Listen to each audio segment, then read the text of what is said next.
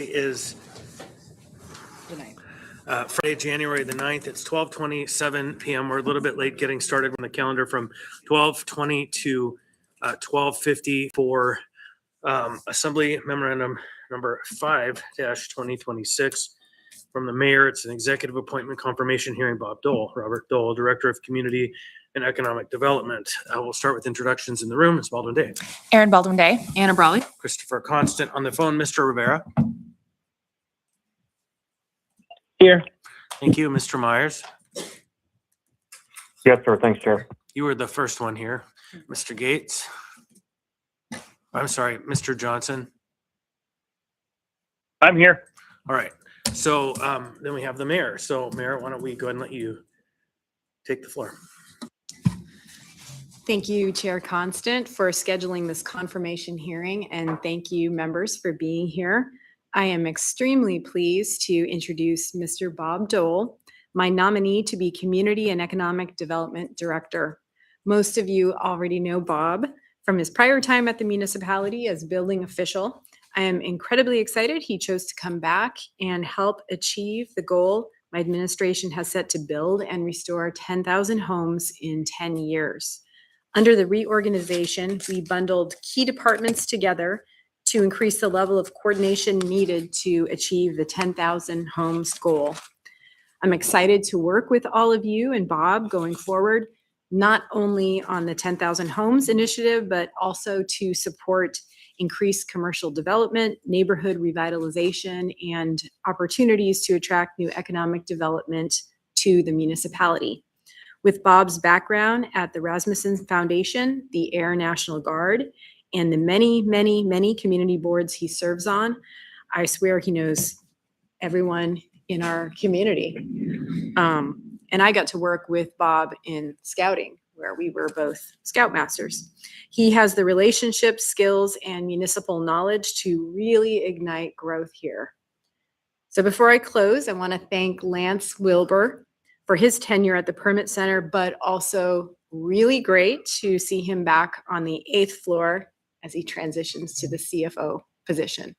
So thank you, Mr. Chair, and thank you all. Thank you, Madam Mayor. Mr. Doehl, would you like to say a few words? Thank you, Chair. It's a privilege and opportunity to serve Anchorage residents in this role that I've been invited back to do. It's an exciting time for Anchorage in that there's a sense of working together and pulling together that I frankly haven't experienced before locally since coming up here in 1998. It's truly a great time to be here. Recognize there's a famous misquote attributed to Winston Churchill: we're out of money, now we have to think. I think Anchorage is in a much more difficult position. However, it's out of money, it's out of land, and it's out of time. By that, we have land to develop by and large, at least easily, and we're out of time as we continue to see the outflow of our young adults we need for us to continue to grow and flourish. I look forward to working with the Assembly, with the executive branch, and all residents of Anchorage to go forward and grow the opportunities in this great city. All right. So thank you.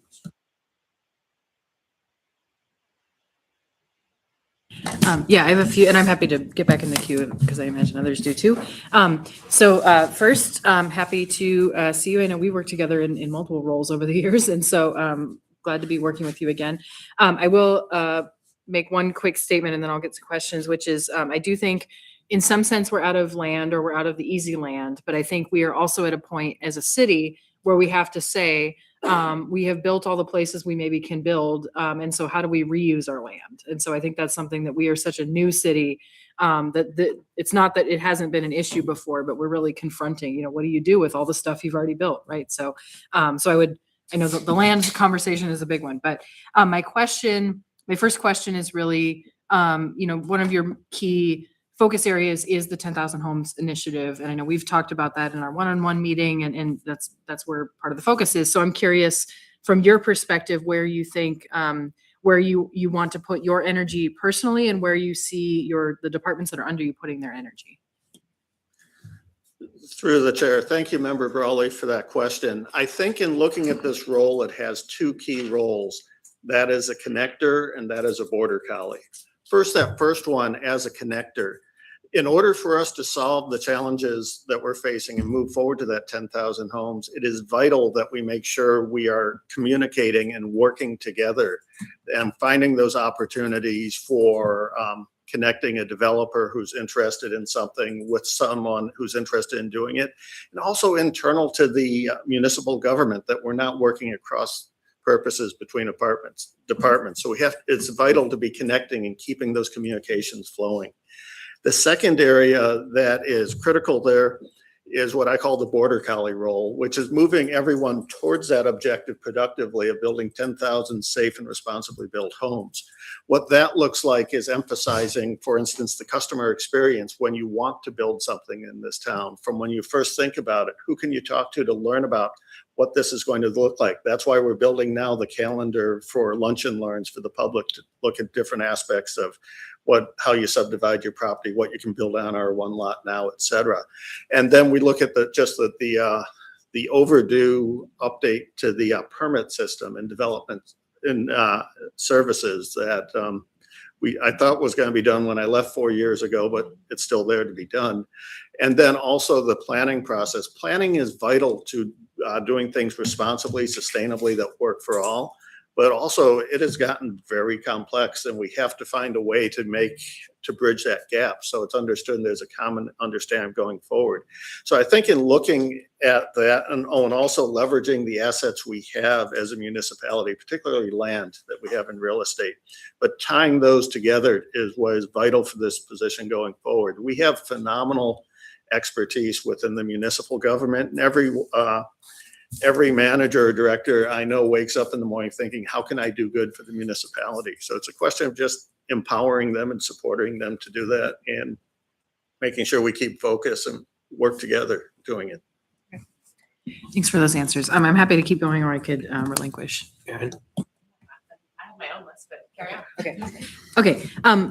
Yeah, my other kind of bigger question is, so I've heard personally, I've heard from others, that Anchorage historically or in recent years has had a poor reputation with developers. So we know we're working a lot with our local developers. We know there's been some, larger folks who come in and out or do projects that have been frustrated over the years. And I think a lot of what you described hopefully will help with that.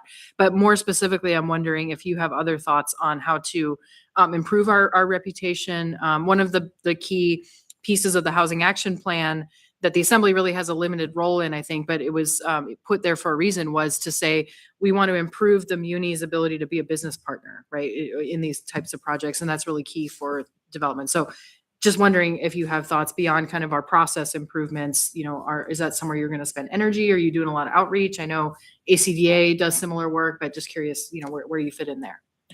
I see this position, thank you through the chair, as you have to be doing those communications as a partner going forward, and looking at those potential partners to work with. And I've already started some of those discussions, reaching out to, for those I know from prior positions of why did you or didn't you develop this project, or what were the headwinds you're facing, or earlier today talking at a 7:30 meeting about an option that could decrease some of the material costs for projects too. So we have to be working, not just waiting for somebody to show up at the counter saying, I want to do something. We have to be reaching out, working with them, and figuring out where we can partner with them, be it with the land we have or in other means we can do to support that.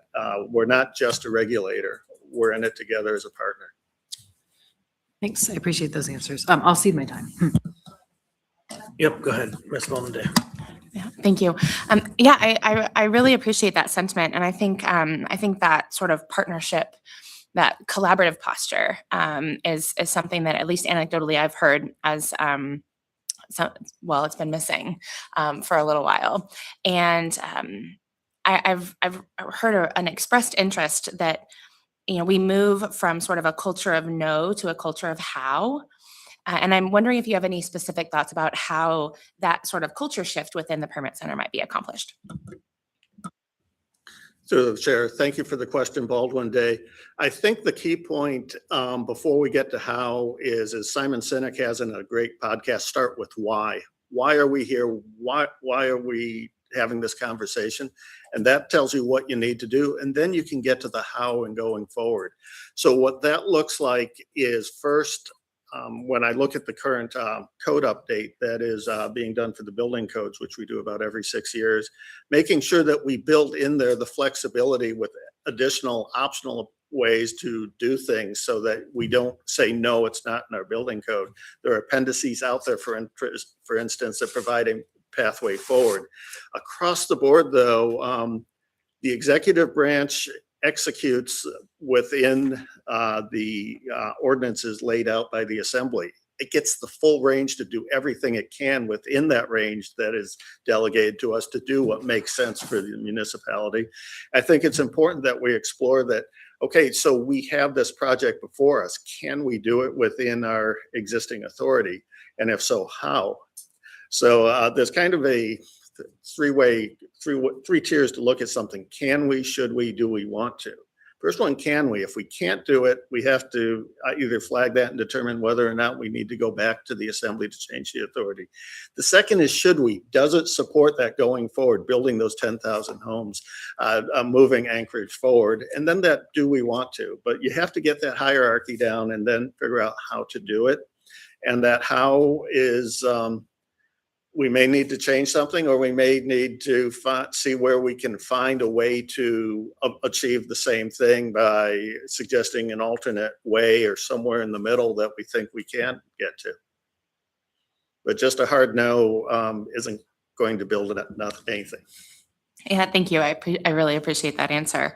As sort of a corollary to that, you mentioned the flexibility that you have within the code, and also I would imagine our plans. I'm wondering how successful you think we have been at implementing our plans, our 2020 plan, our 2040 plan, our neighborhood plans.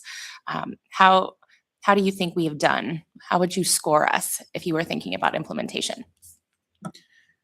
If I think about implementation of our plans, I think the plans reflect a process that reached them. I think once we have gotten to the point of, okay, we're going to do something now with them, we have not adequately addressed the education in the public that this is the plan out there we're executing, so that we have hit a headwinds or surprise, or that has frankly frustrated our fully being able to leverage what's in those plans.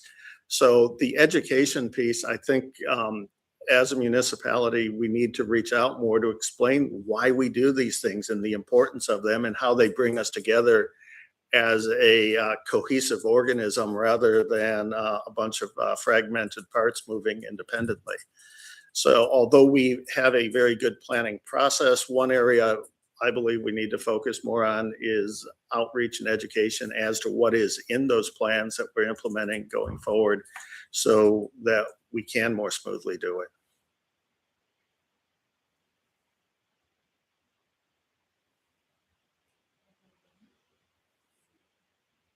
So I think a follow-up to that would be, how, as you're working through in your role as a connector, as a border collie, as a sort of triage assistant in some ways, how will you measure success?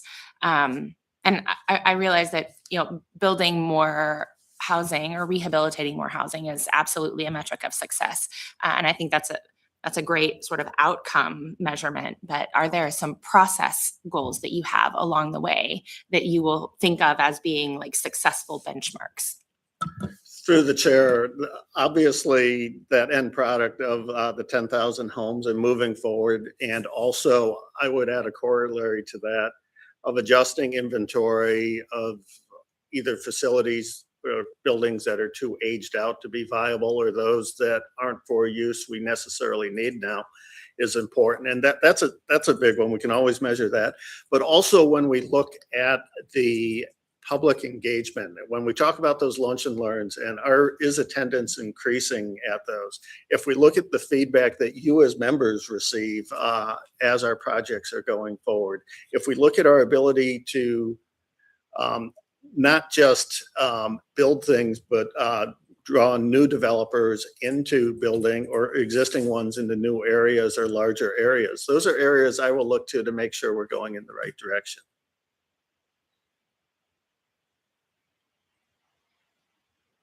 I have more questions, but I also don't want to be a hog, so. I also have a handful of questions. So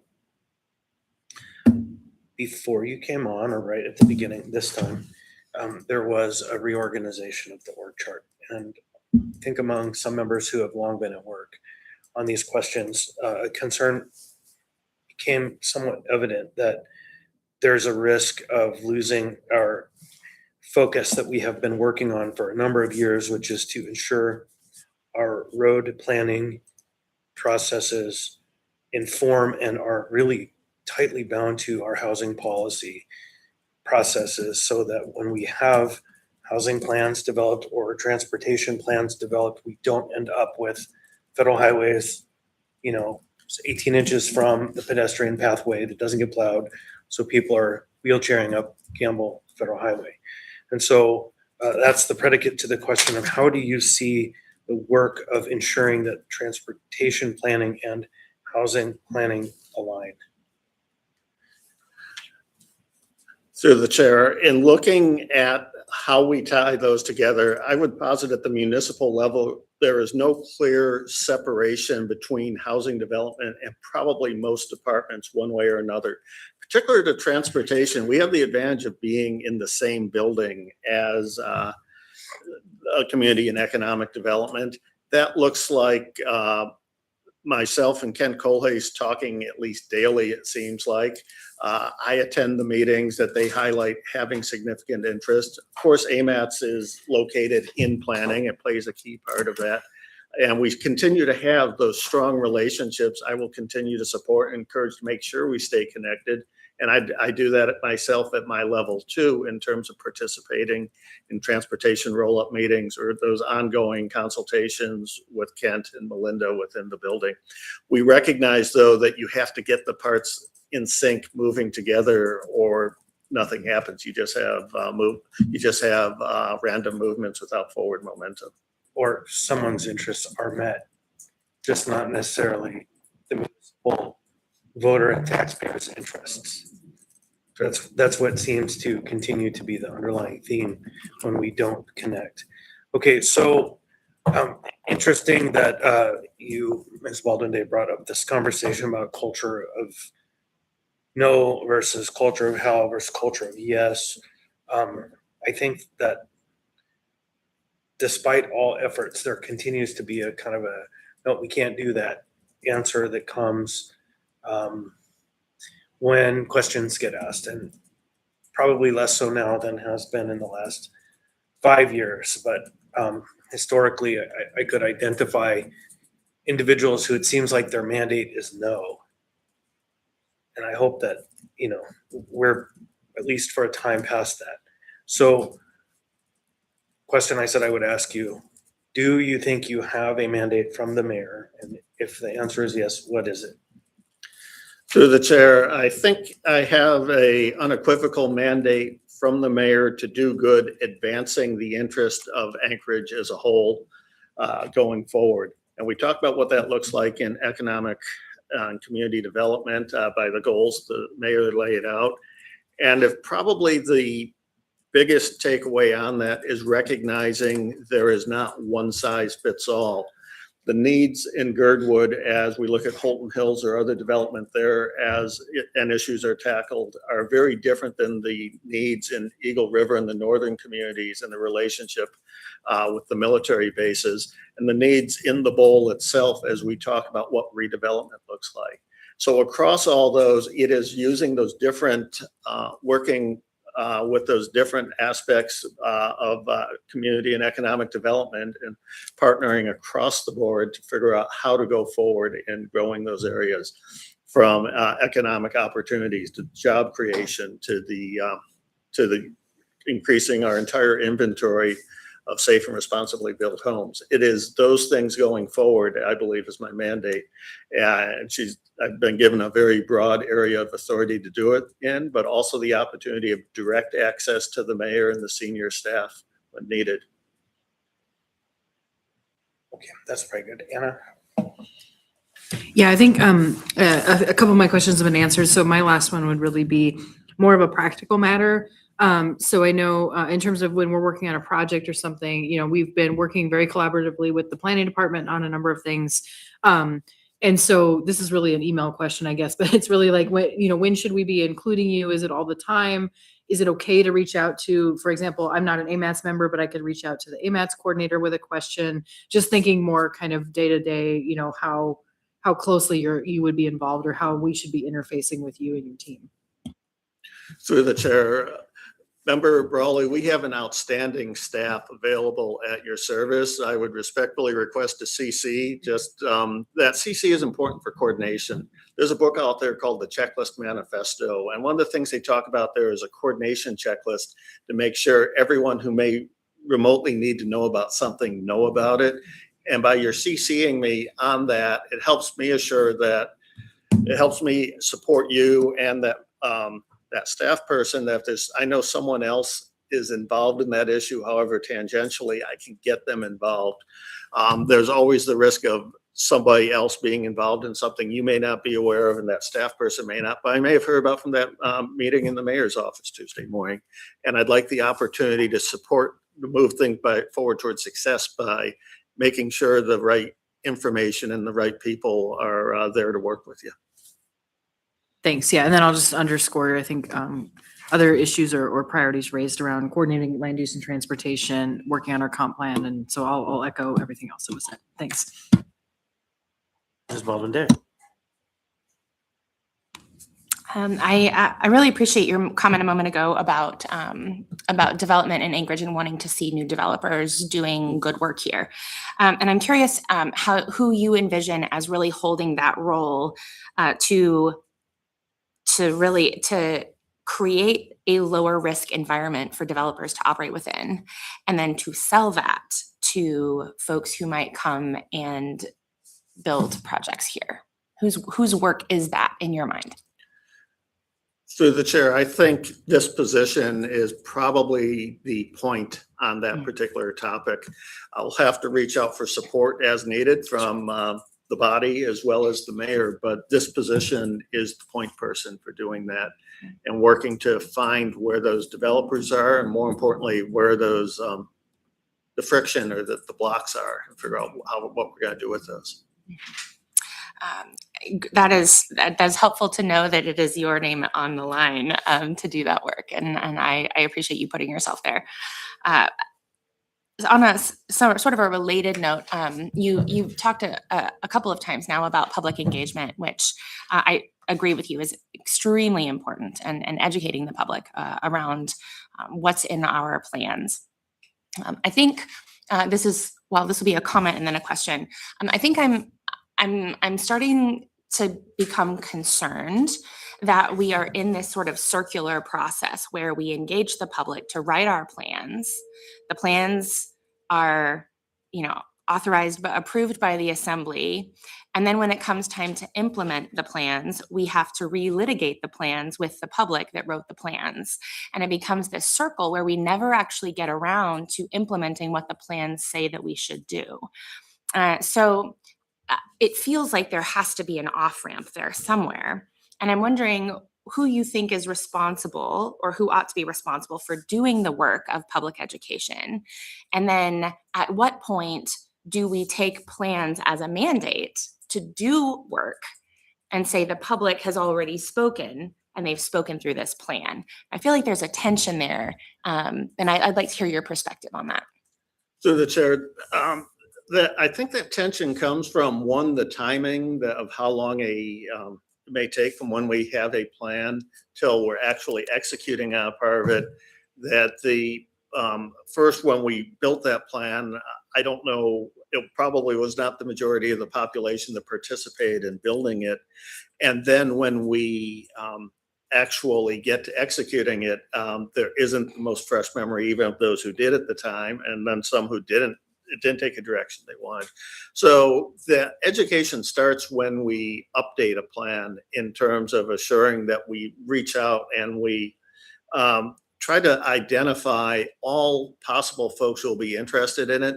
And I think I have asked to get an updated copy of the paper version of Title 21, all so and so thick. It's a little daunting for most people to look at and appreciate what's in there. I think one thing we have to look at is visuals of what a lot of those things look like, just visual depictions of this is how it looks going forward. So it is more digestible to individuals. And then that front end education when we build or update the plan is critical, and ongoing discussion. From doing disaster management, you don't want to get the team together when you're doing actually managing the disaster. You want to work together so you know each other, how people think, what the common assumptions are.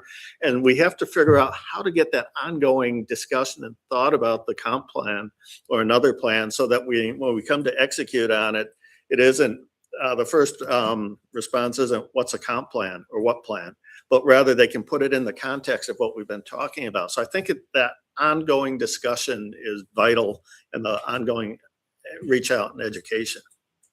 And whose work is that within your department, understanding that it's pretty skinny in some places?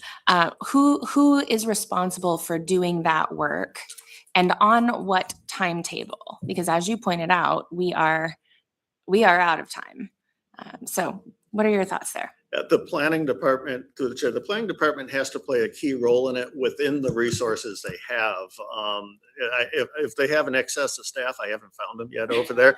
They seem like they're all fully occupied every day. So we're going to have to experiment with what we can do to more effectively leverage the staff and assets we have doing that, and identify what other needs. But beyond that, in terms of internalizing within other parts of the development community reference to or taking that into consideration in the ongoing dialogue is important. And that's an area where I think we can grow more in terms of when real estate or HLB is approached about a parcel, talking about where they see it fitting in a plan, or just even some other means when you come into the building, as you get in line at the permit counter, maybe it's infographics about a given plan or things like that. But we have to figure out how to better get the information out there. I haven't found all the answers to that one yet, to tell you the truth.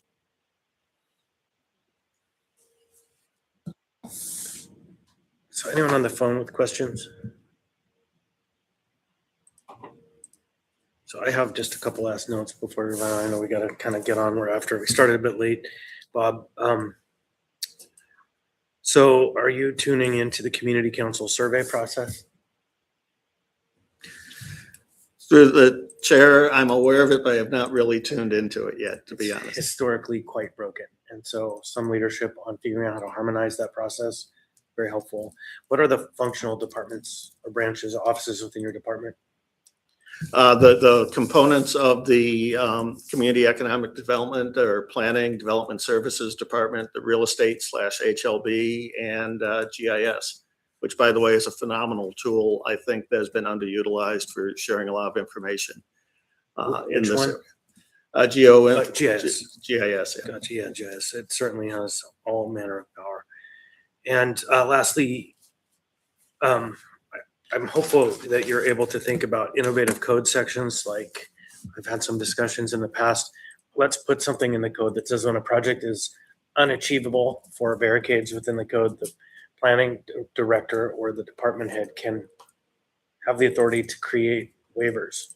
Like there's a way to build the code that allows project specific fixes to bureaucratic blockades. I think we should put something like that in the code. It gives you the authority to actually meet the mandate. I think that pretty much wraps up the conversation for this morning. Do you want to make any last comments as we conclude? Through the chair, I think it's dangerous to ask an attorney to make a closing summation. I just look forward, however, to serving Anchorage in this new role. I believe my experience since coming to the Great Land has prepared me well in terms of connections and working within different systems to do so. Well, the good news about being an attorney is you're not practicing as one here, and we're not going to seek your legal advice. We're going to seek your leadership advice on the questions of community and economic development. If there's nobody else, we'll stand adjourned and we'll be back on the record in about 7 minutes for our work session. Thank you, everybody.